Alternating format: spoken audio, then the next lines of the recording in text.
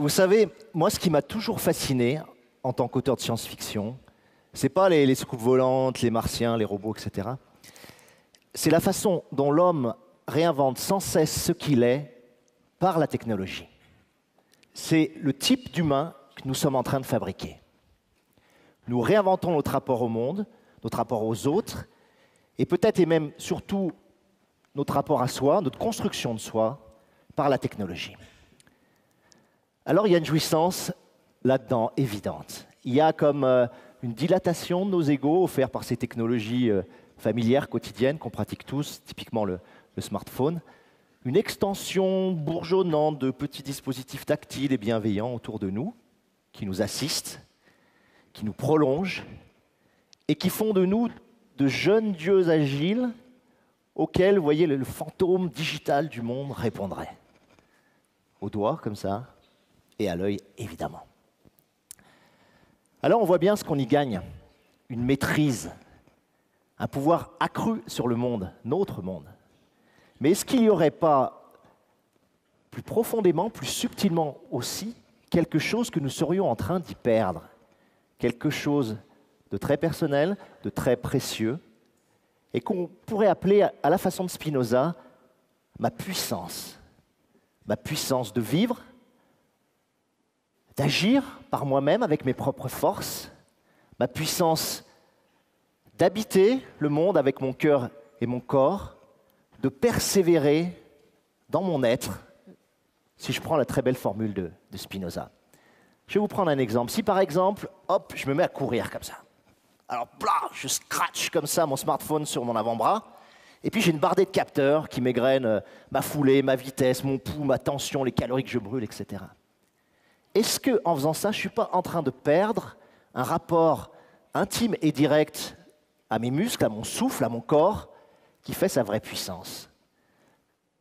Quand j'entre dans une ville nouvelle et que je délègue comme ça au GPS le pouvoir de me guider, est-ce que je ne perds pas du même coup ma capacité à m'orienter, ma capacité à faire monter la ville comme ça en moi, à repérer le café bleu, là, à l'angle du Prado, et à la faire exister, cette ville, en chair et en volume? Ou alors, pour prendre l'exemple plus récent, plus funky, plus fou, si par exemple, je m'assois comme ça à une terrasse de café, en face d'une Anglaise, mais je lui parle avec mes mots français, traduits comme ça automatiquement par mon smartphone. C'est cool. Alors, clairement, je crois augmenter mon pouvoir de communiquer. Mais est-ce que je ne perds pas non seulement la capacité à parler anglais comme ça, à échanger, à interpréter un geste de sa part, un sourire, à être réellement là, quoi, au bord d'une langue que certes je maîtrise mal, mais dont l'étrangeté même me donne l'envie et la force d'aller vers l'autre. Si bien que, si on définit comme ça conceptuellement le pouvoir comme la capacité de faire, de déléguer l'action, alors que la puissance serait la capacité de faire, de déployer l'action par soi-même directement, alors il me semble qu'on dispose là d'un critère précieux pour essayer de conduire nos vies dans cette bulle comme ça bruissante d'outils qui nous enveloppent. Dans ce que j'appelle moi un oignon technologique, voilà, qu'on ne sait plus très bien parfois aujourd'hui comment éplucher et même cuisiner à notre sauce sans risquer de pleurer.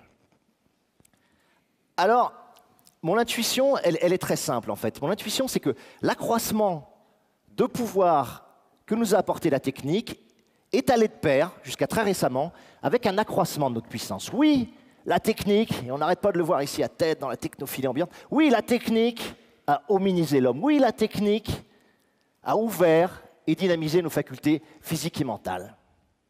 Ok. Super.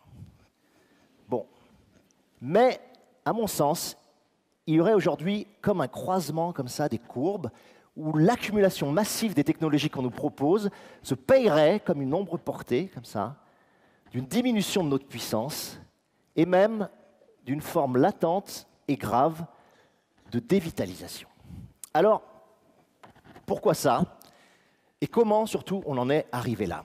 Alors, à mon avis, il y a comme ça 3 grands moteurs affectifs de notre pulsion technophile, cette pulsion qui nous attire mais qui nous ronge aussi. Le premier de ces moteurs, c'est que la technologie vient outiller nos paresses. Elle vient faciliter nos vies, les fluidifier. Elle épouse en nous la loi du moindre effort. On lui délègue nos efforts. On lui sous-traite nos fatigues. Exactement comme on a externalisé nos capacités physiques dans la voiture ou dans l'escalator, le tapis roulant, etc., on est en train, depuis une vingtaine d'années, d'externaliser nos capacités cognitives dans la machine. Par exemple, notre mémoire dans les moteurs de recherche. Par exemple, nos capacités d'orientation dans le GPS.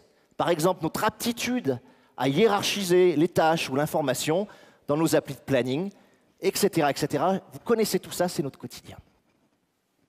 Deuxième grand moteur affectif de cette pulsion technophile, c'est que la technologie, elle vient conjurer nos peurs. Elle vient nous rassurer. Et elle vient d'abord conjurer la peur suprême, celle de la solitude et de l'abandon, en nous reliant comme ça, fil à fil, un cocon continu, comme ça, communicant. Le réseau, ouah. Le portable, ouais. Plus jamais seul. Plus jamais seul. Pour moi, la technologie, elle est comme une eau, comme ça. C'est une eau. C'est une eau qui s'infiltre dans tous les interstices, dans tous les blancs, dans tous les doutes, dans tous les temps morts angoissés de nos vies, pour les combler. Ce qu'on lui demande, c'est de pouvoir contrôler notre environnement. Le contrôler. Faire que tout bouge, certes, oui, mais sans que rien n'arrive. Et puis, troisième grand moteur, peut-être le plus important, le plus métaphysique de tous, c'est que la technologie nous donne l'espoir, et on l'a vu derrière là, de dépasser notre finitude. Elle est le bras armé de notre pensée magique, de notre antique désir d'être Dieu, l'arme fatale destinée à subvertir les cadres ontologiques de l'existence incarnée.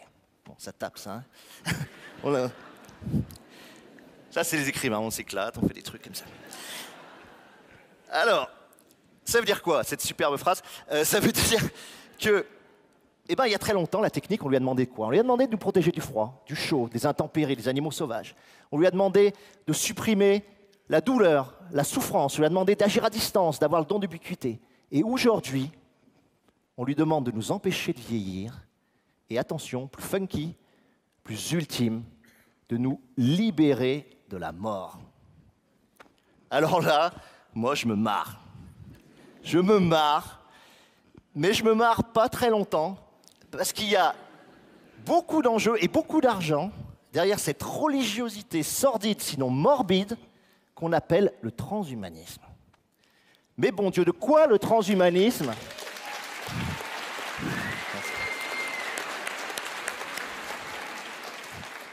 C'est bien, j'ai des supporters, c'est cool. Mais de quoi le transhumanisme est-il le nom? Ou pour parler comme Nietzsche, qu'est-ce qu'il veut, celui qui veut reprogrammer son ADN, courir 100 km sans se fatiguer, ou vaincre la mort? Eh bien, il veut externaliser dans la technique ce qu'il sent que sa chair et son esprit ne sont pas capables par eux-mêmes de faire. Il veut des prothèses pour un cœur et pour un cerveau en pleine possession de leurs moyens, mais qu'il vit, lui, comme handicapé. Le transhumaniste croit qu'il manque à l'homme quelque chose. Eh bien, moi, je vais vous dire, j'ai la tranquille et furieuse conviction que l'être humain a en lui absolument tout ce dont il a besoin pour une vie riche, intense et féconde.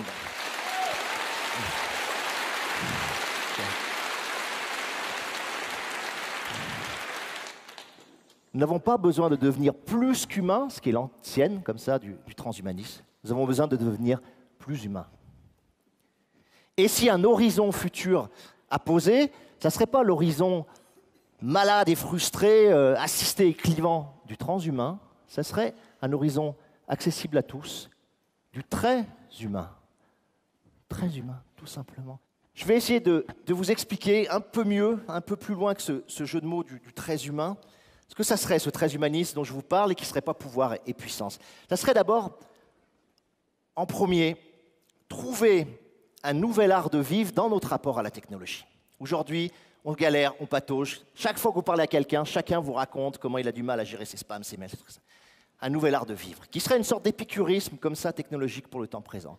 Et ça consisterait en quoi? Ça consisterait à dire à chaque technologie qu'on me propose, qu'est-ce que cette technologie vient ouvrir ou fermer dans mon rapport aux autres et au monde?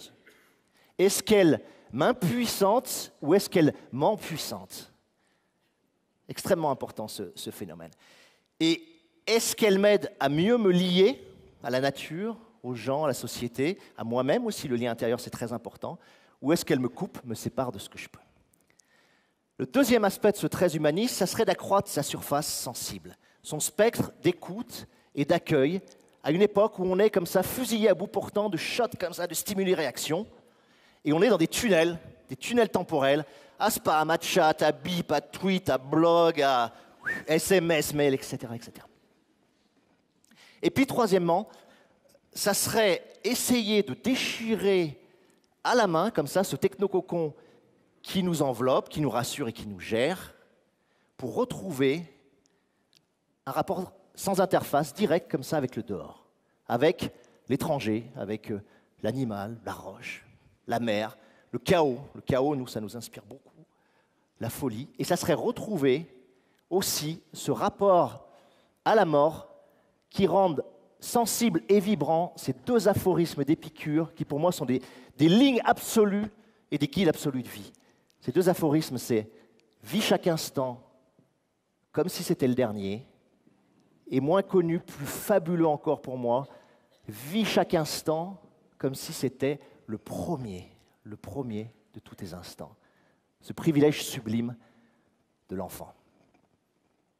Alors, TEDx Paris a voulu, pour cette édition, placer l'action au cœur des choses. Et je voudrais juste terminer là-dessus, parce que agir, pour moi, c'est pas réagir. Agir, c'est quelque chose d'extrêmement simple, mais d'extrêmement difficile à atteindre. Agir, c'est sortir de soi, hors de tout stimuli extérieur, quelque chose qui va mettre le monde et les autres en mouvement. Et ça s'appelle créer. Agir, c'est produire un événement, aussi minuscule soit-il, qui libère comme ça un peu de vie, là où les dispositifs de contrôle l'étouffent en la gérant. Du possible, sinon j'étouffe. Et agir enfin, et je terminerai là-dessus, je vous lâcherai là-dessus, agir, c'est sentir qu'indépendamment de vos outils, vous êtes fondamentalement une puissance. Merci de votre écoute. Alain Damasio.